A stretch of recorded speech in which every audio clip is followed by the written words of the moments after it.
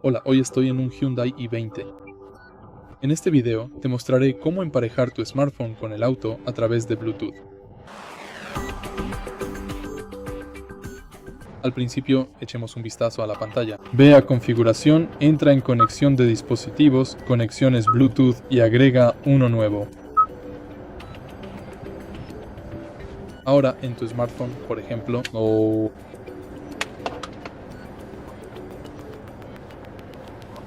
busca i20 en los ajustes de Bluetooth de tu dispositivo.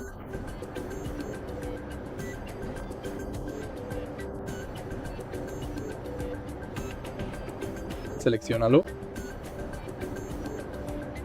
Confirma.